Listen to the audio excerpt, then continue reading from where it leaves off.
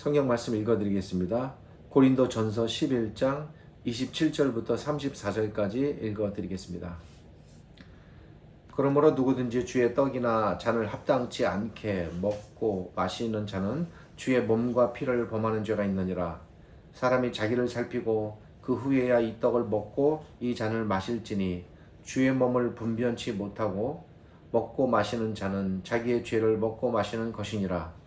이러므로 너희 중에 약한 자와 병든 자가 많고 잠자는 자도 적지 아니하니 우리가 우리를 살피었으면 판단을 받지 아니하려니와 우리가 판단을 받는 것은 주께 징계를 받는 것이니 이는 우리로 세상과 함께 죄의 정함을 받지 않게 하려 하심이라.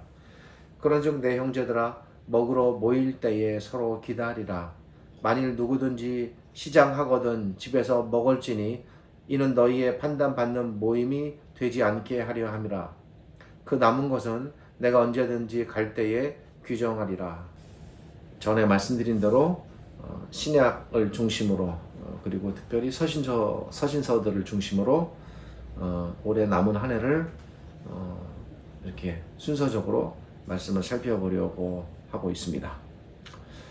저희가 특별하게 지난번 네팔 아울리치에서 마지막 날 저녁에 우리 현지 사역자분들과 함께 성찬식을 갖는 아주 귀하고 뜻깊은 시간을 가졌습니다. 매우 의미 있는 시간이었고 현지 사역자들 뿐 아니라 우리 팀원 모두에게도 너무 귀하고 복된 시간이었습니다. 그렇게 성찬의 시간을 가졌지만 이제 또 우리가 성찬의 의미에 대해서 다시 한번 또 생각해 봄으로써 우리가 어떻게 하면 더 합당하게 그리고 성경의 가르침에 맞게 우리가 성찬에 임할 수 있을까를 고민하면서 오늘 말씀을 준비합니다. 바울은 27절에서 누구든지 주의 떡이나 잔을 합당치 않게 먹고 마시는 자는 주의 몸과 피를 범하는 죄가 있다라고 말합니다.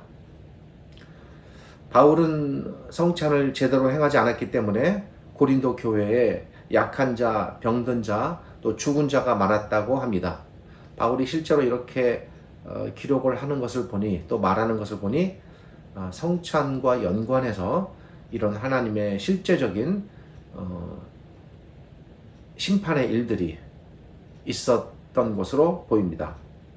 이를 고치기 위해 바울은 31절에서 만일 스스로를 잘 살피고 성찬을 행하면 하나님께 판단을 받지 않을 것이라고 말합니다. 여기서 판단이라는 것은 다시 정확하게 해석을 하면 하나님께서 행하시는 심판을 뜻합니다. 그러므로 여기서 하나님께 판단받지 않을 것이다 라는 말은 거꾸로 말하면 성찬을 잘못 시행하거나 또는 성찬을 범하면 하나님께 심판을 받는다 라는 말이 되겠습니다. 그만큼 성찬은 신자에게 매우 중요한 문제가 됩니다. 그렇다면 바울이 지적한 성찬의 문제는 무엇인가? 고린도 교회 안에는 어떤 문제가 있었을까? 그것은 성찬의 외형과 관련된 것이 아니라 성찬의 본질에 관한 것이었습니다. 고린도 교회는 성찬의 본질을, 즉 왜 성찬은 무엇이며 우리가 왜 이게 주일에, 그 당시 안식일이죠. 안식일이 이제 유대인의 안식일이 아니라 이제 예수님께서 부활하시고 난 그 주일에 개념이 들어가 있는 안식일입니다. 그 주일에 왜 우리가 이렇게 먹고 마셔야 하는가? 이 안에 어떤 의미가 있어야 하는가? 그 본질을 그들이 점점 잊어가는 겁니다. 그리고 이제 먹는 일에 집중하게 되고 그것만 생각하게 되는 것이죠. 그래서 그렇게 임하다 보니 성찬의 중요한 정신을 잃게 되고 이로 인해 하나님께 심판을 받는 일까지 지금 생기고 있는 그런 상황입니다. 바울은 죄에 빠지지 않기 위해 성찬에 임하기 전에 먼저 자기를 살피라고 말합니다. 여기서 자기를 살피라는 말은 무엇일까요? 이것은 다른 말로 주의 몸을 분별해야 한다라는 것입니다. 그러기에 여기서 자기를 살피지 않고 성찬에 임한다는 것은 고린도 교회가 주의 몸을 분별하지 않고 성찬에 임했음을 알려줍니다. 고린도 교회의 잘못이 과연 무엇일까? 당시 고린도 교회는 예배 후에 식사의 형식으로 성만찬을 나누었습니다. 형식적인 면에서 오늘날과 좀 다릅니다. 우리는 예배의 순서 중에 순서로 성찬식을 갖게 되지만 이들은 이제 공식적인 모든 예배를 다 마치고 이제 별도로 예배 후에 이렇게 식사하는 시간을 가짐으로써 성찬의 의미를 새기는 그런 시간들이 있었습니다. 그런데 이 성만찬과 관련해서 고린도 교회 안에 분당과 파벌이 생기게 됩니다. 어떤 자가 바울에게 고린도 교회 안에 파벌이 존재한다고 말합니다. 물론 바울은 이 사람의 말을 모두 믿은 것은 아니었습니다. 도리어 바울 사도께서는 교회 안에는 서로 이견도 존재할 수 있다라고 말하기도 합니다. 그렇지만 바울 사도께서는 파벌의 심각성을 깨닫게 됩니다. 이러한 파벌이 존재하는 한 고린도 교회가 진정한 성만찬을 나누는 것은 불가능하게 되었다라고 판단하는 겁니다. 그렇다면 여기서 바울 사도께서 말하는 파벌이란 무엇일까? 이 파벌은 구체적으로 이 문제 외에도 여러 가지 다른 요인들로 인해서 당시 초대 교회 안에 많은 갈등과 파벌들이 있었지만 특별히 여기서는 먹는 것과 관련해서 발생된 파벌의 문제입니다. 당시 고린도 교회 안에 자유인과 노예 계급이 있었습니다. 그리고 또 부자와 가난한 사람도 있었습니다. 부유한 사람, 자유인들은 성만찬 때에 맛있는 음식을 준비해 왔지만 노예들과 가난한 사람들은 맛있는 음식은커녕 그 식사 시간에 자기가 가져온 음식을 내어놓고 먹는 시간인데 실제적으로 음식을 가져오기 어려운 형편에 처한 사람들도 있었습니다. 이때 부유한 사람들은 자기들이 가져온 다양한 종류의 맛있는 음식을 가난한 사람들과 노예들과 나누는 것이 마땅했습니다. 그것이 성찬의 정신 속에 또 있었습니다. 그러나 그들은 그렇게 하지 않았습니다. 자기들끼리 끼리끼리 편을 짜 맛있는 음식을 함께 자기들끼리만 나누고 그리고 남김없이 또 다 먹어버리곤 하는 이런 일들이 있었습니다. 그럼 어떻게 되겠습니까? 음식을 준비하지 못한 사람은 예배 후에도 식사에 참여하지 못하고 또 부유한 사람들이 가져온 그들만의 식사를 그냥 바라만 보면서 여전히 배고픔에 또 시달리는 이러한 참 안타까운 상황이 펼쳐지는 것입니다. 먹는 일과 연관해서 교회 안에서 차별과 파벌과 나눔이 생기는 것입니다. 이것이 성만찬과 관련해서 고린도 교회 안에 발생한 중요한 파벌의 문제였습니다. 이러한 것을 배경으로 바울 사도께서는 22절에서 부유한 사람들에게 너희가 먹고 마실 집이 없느냐? 무슨 말입니까?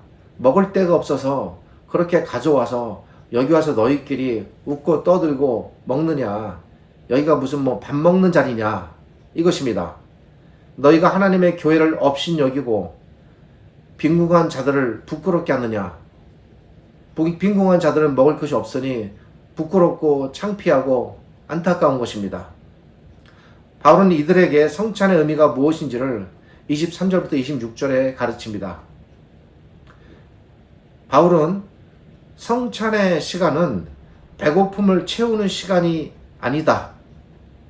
이것은 예수 그리스도의 몸과 피를 기념하는 데 맞추어져 있다. 그러니까 나중에 뒤에서 얘기합니다만 그렇게 배가 고프면 먹는 데 집중하지 말고 집에서 차라리 먹고 와라. 그리고 여기서는 기념에 초점을 맞추어라. 이렇게까지 말하는 것입니다.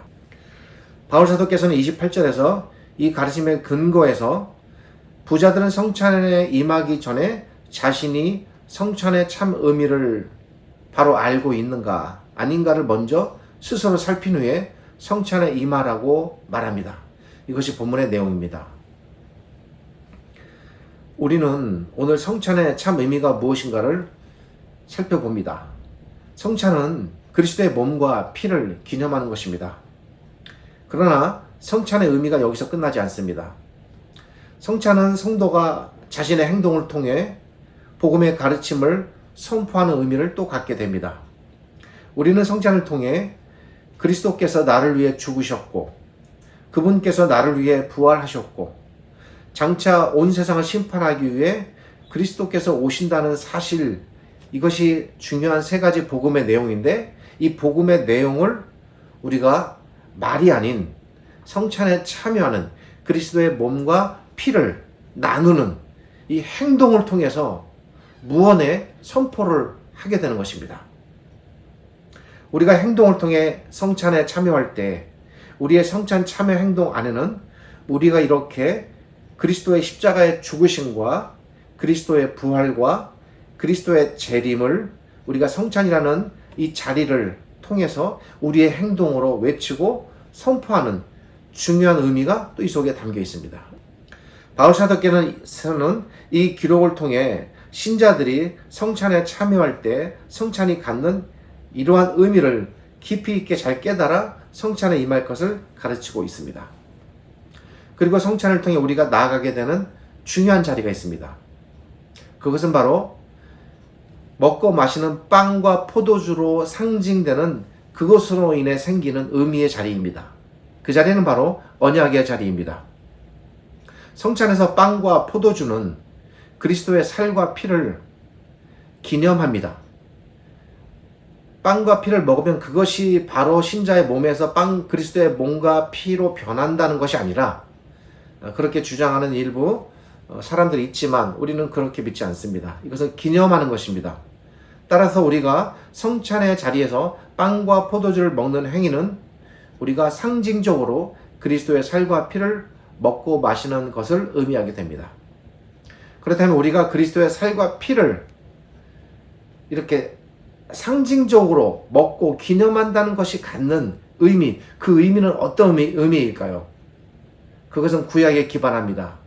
출애굽기 24장을 보면 시내산에서, 이것을 우리가 소위 시내산 언약이라고 합니다. 이스라엘 백성이 하나님과 언약을 맺을 때에 소가 등장합니다. 소를 쪼개요. 그 피를 이스라엘 백성들로 상징되는 12기둥에 뿌리게 됩니다. 그러니까 그 피 뿌림을 통해서 이 당시 시내산 언약이 최종적으로 의식적으로 맺어지는 것을 우리가 알 수가 있습니다.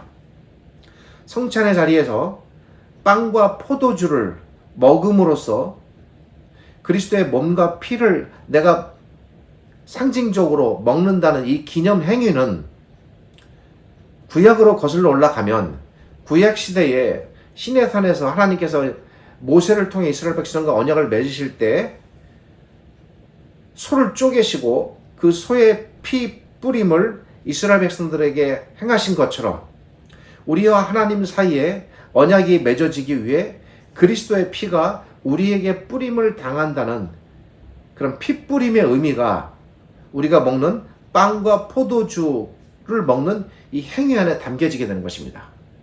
그러니까 이 의미가 예수님께서 독창적으로 창의적으로 만들어내시고 부여하신 의미가 아니라 이미 구약으로 거슬러 올라가서 하나님께서 자기 백성과 언약을 맺으실 때에 피를 뿌리셨다는 이 구약의 가르침에 기반하는 그런 행위적 의미가 되는 것입니다. 그러므로 우리가 성찬의 자리에서 빵과 포도주를 먹는다는 것은 결코 단순한 일이 아닙니다. 근데 고린도 교회가 그런 의미를 상실하고 그저 자기들끼리 맛있게 먹고 마시고 웃고 떠들고 나누는 거에 집중하였으니 얼마나 이 의미가 훼손되었습니까?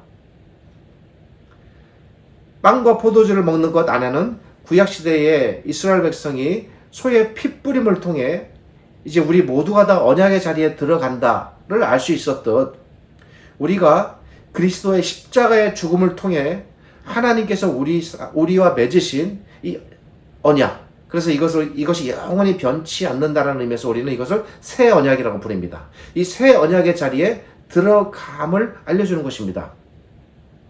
그러므로 성찬의 자리에 나아감으로써 신자는 그리스도께서 흘리신 새 언약의 피를 통해 자신이 하나님과 맺어진 새 언약에 속해 있으며 또한 그 새 언약의 자리에 거듭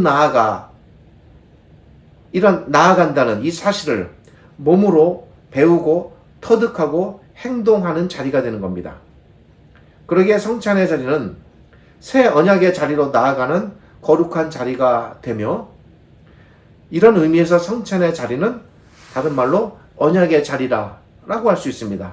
언약을 맺으며 언약을 새기며 언약을 누리는 언약적 기쁨의 자리가 되는 것입니다. 이미 그리스도를 통해 하나님과 언약이 맺어진 사람은 이미 맺어진 언약의 자리를 다시 기념하고 되새기는 자리가 되겠으며 처음으로 성찬의 자리에 임하여 세례를 받고 하나님과 사이에 언약으로 나아가는 자에게는 그 자리가 언약이 맺어지는 자리가 또 되겠습니다. 이러한 언약적 기쁨은 하나님께서 우리에게 성찬을 통해 주시는 매우 귀중한 기쁨이 됩니다. 이게 여기에 어떤 중요한 의미가 있냐면요. 성경 전체에서 신자가 공식적으로 언약의 자리로 나아가고 그리고 언약을 확인하여 언약을 새롭게 하고 그렇게 해서 그 출애굽기 24장에 등장하는 것처럼 신자가 언약적 기쁨을 누리도록 하나님께서 법적으로 제정하시고 제도적으로 그 자리를 만들어 놓으신 공식적인 자리는 오직 성찬의 자리뿐입니다. 그 성찬의 자리를 통해서만 나아가게 되는 유일한 자리라는 의미에서 성찬은 매우 중요하고도 특별한 의미가 이 안에 있게 되는 겁니다. 그러니까 제도적이고 공식적인 자리라는 거죠. 그래서 개혁자들은 이 성찬의 의미를 매우 중요하게 생각해서 아주 엄중하게 시행해 나갔습니다. 그러기에 성찬은 신자에게 매우 중요하고도 엄숙한 자리가 되는 것입니다. 성찬이 갖는 이러한 의미를 잘 깨닫고 성찬에 참여하는 것이 성도가 성찬에 합당하게 임하는 태도이며 이것이 또한 본문의 가르침입니다.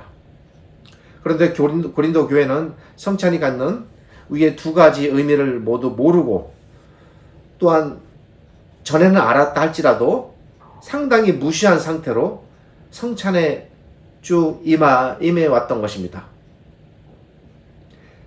그들은 성찬이 그리스도의 십자가의 죽으심과 부활과 승천을 그 자리를 통해서 몸으로 터득하고 배우고 선포하는 자리라는 것을 잊었고 또한 성찬의 자리는 하나님과 맺어진 그 새 언약을 다시 새기고 나아가는 거룩한 언약의 자리라는 사실을 또 망각한 채로 그저 성찬을 식사로만 생각하고 단순히 먹고 마시는 자리로만 여기는 쪽으로 점점 함몰되어 간 것입니다. 이것이 고린도 교회의 심각한 죄가 이제 되는 것입니다. 고린도 교회는 이처럼 성찬의 의미를 모르고 성찬에 임하였기에 사도 바울께서 지적하는 대로 여러 사람이 병들고 또 여러 사람이 죽고 하는 일들을 통해서 심판을 받았다고 말할 정도로 하나님께로부터 정죄를 당하게 됩니다. 그런데 이렇게 우리가 성찬을 통해 언약의 기쁨을 누릴 때에 이 고린도 교회의 상황과 비추어 우리가 조금 생각해야 할 우리 삶의 적용의 부분이 있습니다. 우리에게 요구되는 책임이 있습니다. 그것은 우리의 교회적 책임과 사회적 책임입니다. 교회 안에는 당시 고린도 교회처럼 여전히 소외당하고 고통받는 이웃들이 있습니다. 물론 그렇지 않은 교회, 그들을 잘 살피고 잘 배려하여 함께 나아가는 교회도 많이 있습니다. 그런 교회들은 참으로 아름답고 훌륭하고 너무나 참 감사한 일입니다. 근데 그렇지 않은 교회도 있습니다.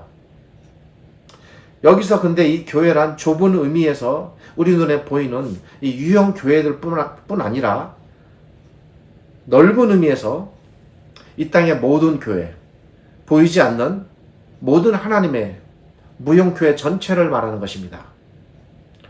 또한 교회 밖에는 더욱더 말할 수 없는 많은 우리의 이웃들이 차별과 소외의 고통 속에 살아갑니다. 고린도 교회 당시에는 교회 안에 노예와 가난한 자들이 있었습니다. 당시 교회 안에 노예와 가난한 자들은 가진 자들과 부자들에 의해 차별받았고 소외당하였으며 그것이 음식을 먹는 일에서까지 나타났습니다. 그런 것처럼 여전히 오늘날에도 교회 안과 때로는 교회 밖에서 차별받고 소외당하는 이웃들이 존재합니다. 이들을 누가 책임지고 돌볼 것인가? 국가와 사회의 책임으로 돌릴 것인가?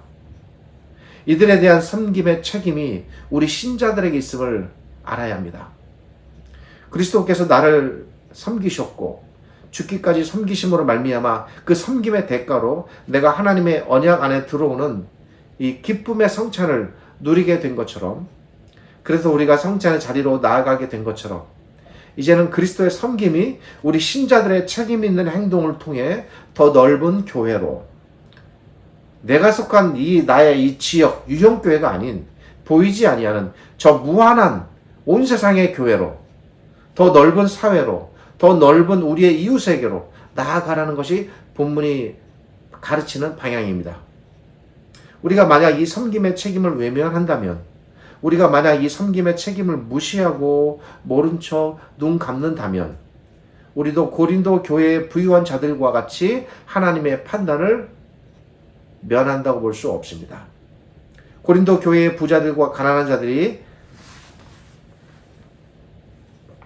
부자들과 가진 자들이 가난하고 천대받고 멸시받는 이웃들에 대해 무관심하고 배려하지 못한 것 때문에 바울 사도로부터 지적받았다는 사실은 주의 성찬에 참여하는 우리에게도 마땅히 이러한 교회적, 사회적 섬김과 배려의 책임이 우리 신자들에게 지금 부여되어 있음을 암묵적으로 가르치고 있습니다. 우리가 우리 주변에 있는 모든 사람들을 다 책임질 수는 없습니다. 또한 우리가 우리의 모든 것을 다 없이 하며 이웃을 섬기는 일도 현실적으로는 어렵습니다. 물론 그렇게 하면 말할 수 없이 좋겠지만 또 그렇게 나아가요. 정말 모든 것을 다 내어주고 목숨까지도 내어주면서 복음 위에 희생당하며 살아가는 아주 숭고한 분들도 물론 계십니다만 우리가 아직은 연약하기에 그런 상태로까지 나아가지는 못합니다. 그럴지라도 우리는 우리에게 주어진 이 섬김과 나눔과 배려의 책임을 외면하면 안 됩니다. 힘이 닿는 데까지, 할 수 있는 데까지 섬기고 나누고 배려하기를 힘써야 합니다. 우리는 교회적 약자, 사회적 약자에 대한 관심을 한시도 잊으면 안 됩니다. 주신 물질에서 최소한 얼마라도 이웃의 몫으로 남겨두는 일을 게을리 하시면 안 됩니다. 그리고 나누셔야 합니다. 주어진 시간과 물질과 몸을 들여 이 책임에 동참해야 합니다. 우리가 이런 섬김의 마음을 잊지 않고 언제나 그 자리로 나아가기를 힘쓴다면 우리는 이를 통해 우리가 진정으로 주의 거룩한 성찬에 참여하고 있음을 비로소 몸소 깨닫고 실천하는 길이 됩니다. 이것이 또한 주의 성찬의 참여를 통해 주께서 주시는 기쁨을 우리가 우리의 사랑하는 이웃과 나누는 길이 되겠습니다.